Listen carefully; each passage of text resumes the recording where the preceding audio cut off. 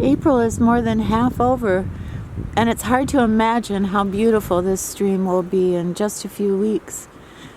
It's funny, is life like that too? Like when everything seems so bleak, we can't project how beautiful things will be. We can't see the future, we can only see the bleakness of the moment.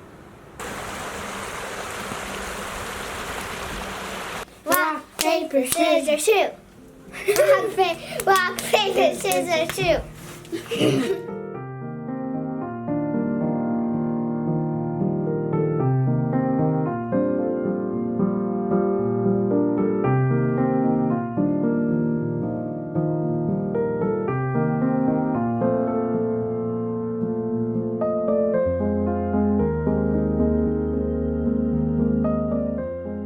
It is true that spring always tests our faith in the future, our faith that things will work out.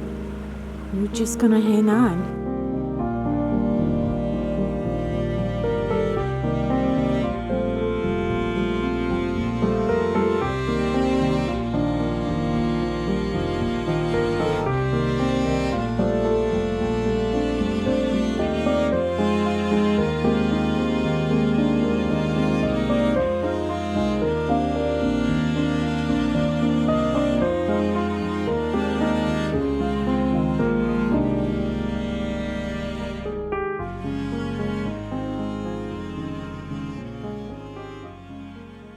Hey everybody, thank you so much for coming back and seeing me and Desi today. Did you have a good week? I had a pretty good week. One day was great, the next day was forget it. But all in all, yeah, I'm grateful to be here and talking to you. And a few times a year I do a video on, well, the truth about what it is really like to live alone. What is it like to restart your life, reboot your life after you have lost your husband or your partner, or maybe you just downsized and you're in a new apartment and you're feeling uncomfortable. Living alone at 30 is nothing like living alone at 65, 70, 75 and beyond. They aren't even close. And yet, very rarely do I ever see anybody talk about it. And we usually have a pretty good time when we go through some of these things that so enrich our life.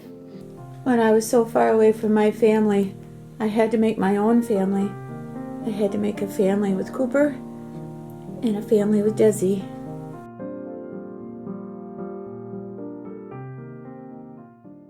There is such a mystery of living alone or starting over or how to have a better life when you're on your own and you're missing the partner that you had or your husband or your wife. You know, how am I going to do this?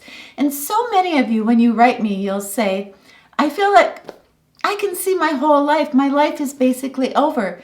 So why should I feel excited about anything? I can see my future and it just seems so bleak. I'm so sad that you feel that way, but I can understand that because I felt that way too. And that was 10 years ago I felt that when I was only 60. But I just wanted to give you this example. This week, I'm taking us by the stream and I'm showing you my very favorite place that I walk every week. And it looks bleak, doesn't it? It looks just ghastly. Everything is brown and there's dead leaves on the ground and there's no leaves and there's just, it's just nothing, right? But the thing is, if somebody dropped down from Mars and I said to them, oh, I know this looks bad, but in 2 weeks, just wait. Spring will be blooming and it'll be beautiful and the leaves will be green and it'll just be so gorgeous with all the spring flowers. And they look at me like, oh yeah, okay, you're crazy. We only see and feel the now. At 40, we can feel like our life is over. Heck, at 10 years old with a bad book report in front of the class, we feel our life is over. It's just momentary. But we can't see our life. We are in charge of tomorrow. We are in charge of our future and what we make it. So when you feel like, yeah, I don't know what I'm going to do. I can't start my life over again because I'm going to be living alone without my husband. I know there'll be bad days, but you're going to make it. And you're going to be sick and tired of being sick and tired. And you're going to go on. And you're going to have a life. You deserve it. And the people around you deserve that. The leaves of spring tell such a different story than the leaves of fall. The leaves of spring have so much potential to reveal something so surprising and so beautiful. I never forget that.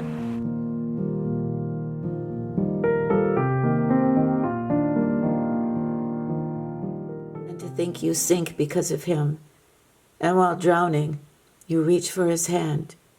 You live in denial. You want to be saved by someone who makes love an unsafe place.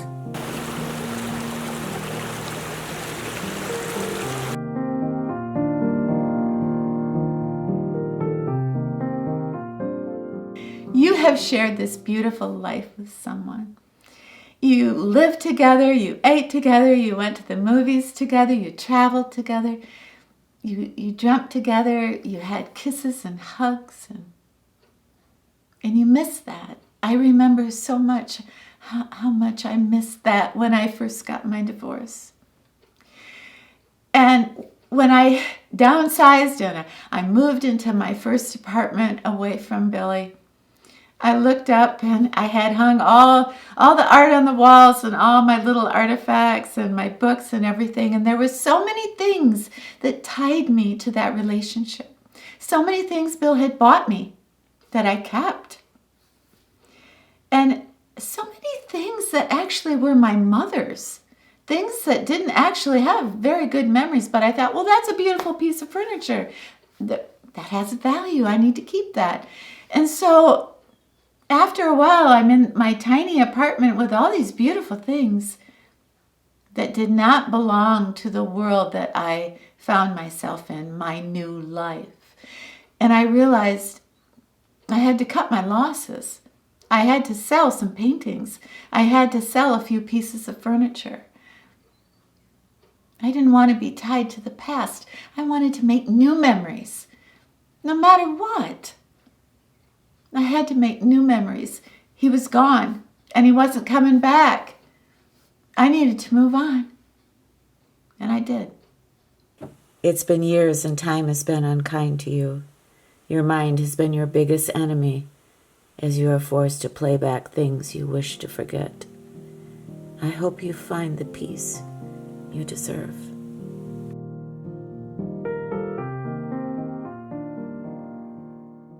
I loved him so much, I will love him until the day I die, is different than I will be faithful to him until the day I die. Even though he's passed, I still belong to him, and there'll never be another relationship that I have with another man. Nobody's going to touch me because I want to be faithful to the man that I married. I get that a lot. Somebody writes that to me at least once a month. They've met someone in their office or they've met someone at church and they really like him, but they feel guilty and they're torn. And then they fall back on, well, I said I was going to love my husband and be faithful to him until the day I die. Actually, your marriage vows were till death do us part. And just because you go out on a date with someone, that doesn't mean anything other than you've met someone and you want to be friends. I'm in that situation right now. I live alone and I met someone last month and we're on, I guess, about our fourth date. And we have such a wonderful time. But we're not getting married and it's not a romance, not yet. We're having a good time. But I refuse to let myself feel guilty anymore, and I used to. There was a time when my ex-husband, whom I loved very much, he was very sick in the hospital, in the nursing home, in fact, because he was so ill he could not take care of himself. And at that time, I would visit him 3 or 4 times a week. And I was dating someone I really liked. I really liked this guy. And yet, my loyalty to my ex-husband and my feelings towards him, and when I was there, I interacted with him like I was his wife. He said he loved me. I told him I loved him. He called me his wife. He talked about, well, we need to get married again. And then the next day I would go out with my date. It made no sense. Now that's an extreme case of what I'm talking about here. But the man I was dating, he could feel it. And it hurt him, even though my ex-husband was so terribly ill. I will be faithful to him until the day I die. Now that may work for you, okay? It's not for me to judge or anyone else, but I'm just saying that I felt that way too, and all it did was harm me and hurt me, and it denied me getting on with my life. There's nothing wrong with rebuilding your life. Circumstances change. And if somebody really loved you, they'd want you to be happy. You're so distracted by how it ended that you don't even realize how wonderful it is to begin again on your own. So how does it feel to be on your own? With no direction home, like a complete unknown, like a rolling stone.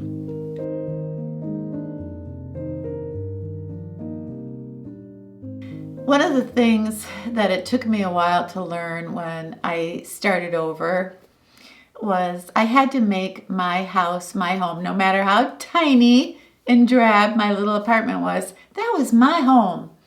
And I had to make it a home that I wanted to come home to, a home where I felt safe, but also a place where I could make new memories. So what I did is I pretended in my mind that I didn't live alone. I remembered back on what I used to do to make my son feel like, oh, this is a happy house. And so I would start to cook dinners for myself, and I would put my dinner on a china plate. And no paper plates, to show myself a little respect. So there would be warm baking smells and cooking smells in the apartment. And I wanted plants, and I wanted things to be pretty. And I just wanted to make sure that I was going to make this house a home. I was going to have a little TV in my bedroom, because it's different than having a little TV in the living room. I know it sounds corny, but you get under the electric blanket with Desi and we would watch shows. And just to keep in mind that a house is a home. And when you first live in an apartment by yourself, you don't feel like you have a home. And I know I felt, why should I bother? I'm just going to have a sandwich and call it good. Well, what do I care if I have a coffee table? I didn't get a coffee table for like 3 years, so that's a bad example. But don't be afraid to be kind to yourself. Don't be afraid to make a home for yourself. And you're pretty special, and you deserve a home where you want to come home to. Sometimes the hurt is good. Some damage becomes wisdom. Some pain becomes strength and you feel broken, but you are stronger than before.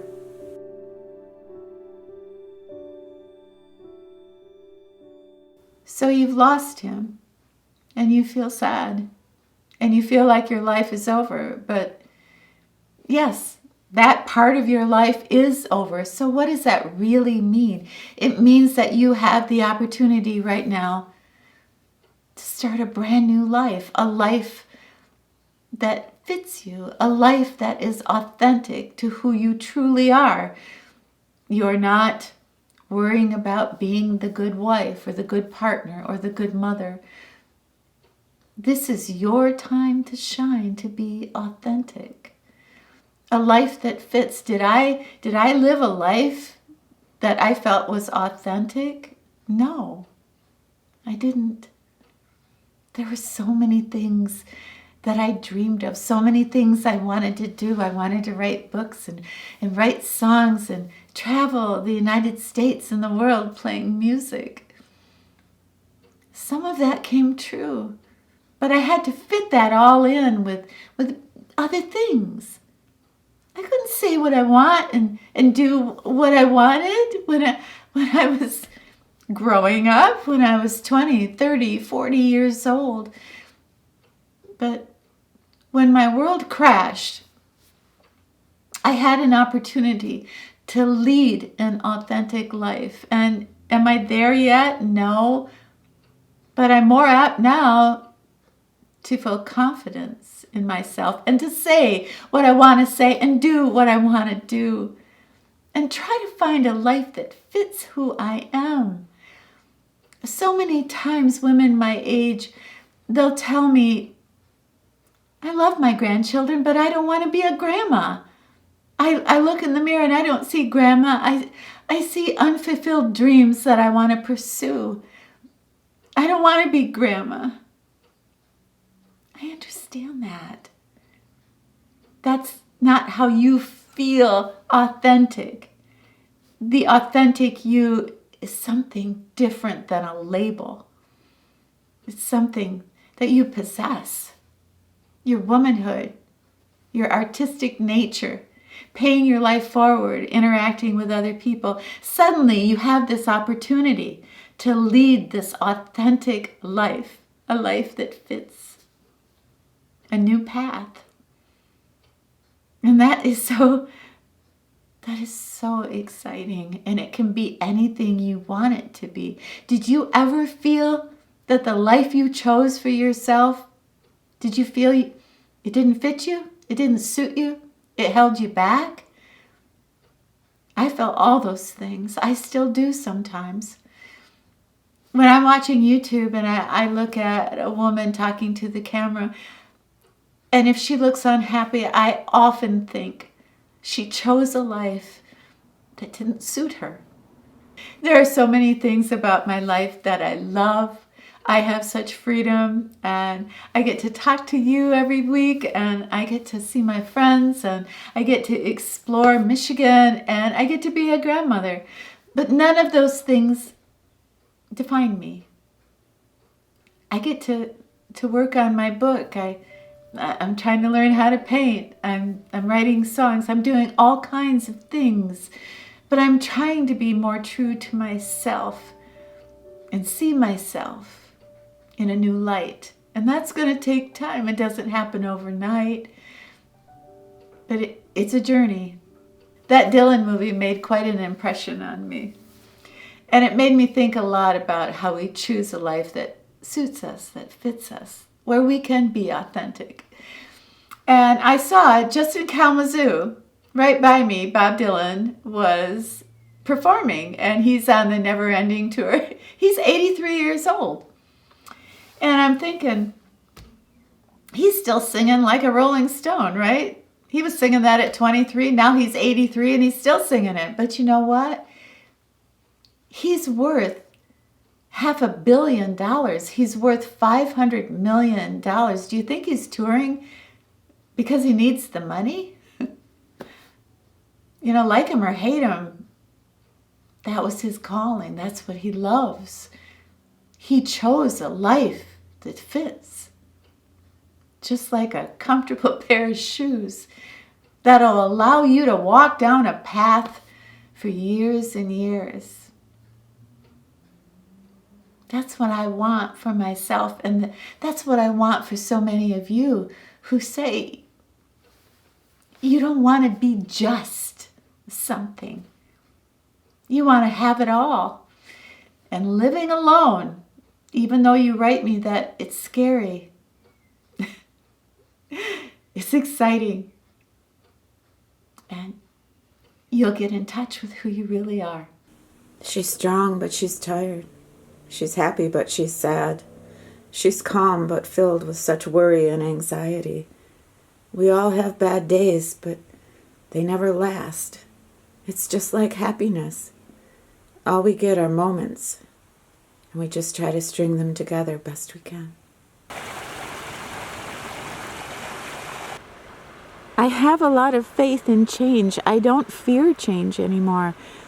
I love it. I love not knowing what wonderful things are going to happen. And even if the future isn't so rosy, I know there'll be moments of happiness and a tremendous amount of moments where I'm going to learn a whole lot about myself.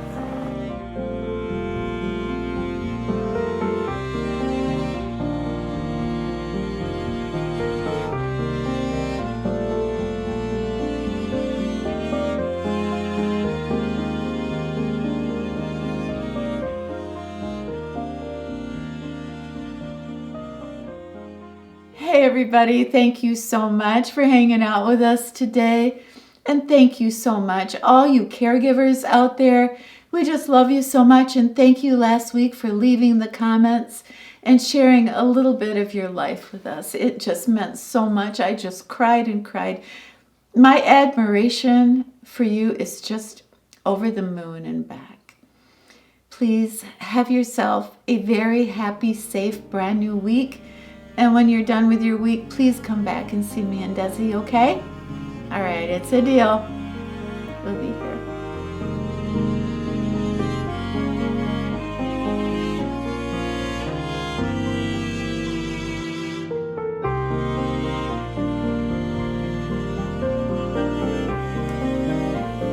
What you doing? Are you saying your prayers?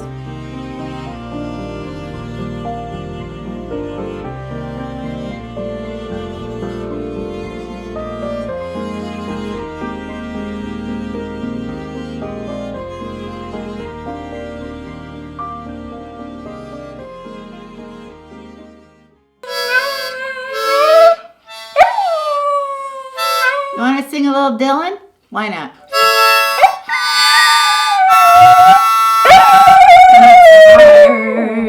It's a hard, it's a hard, it's a hard, it's a hard rain gonna fall.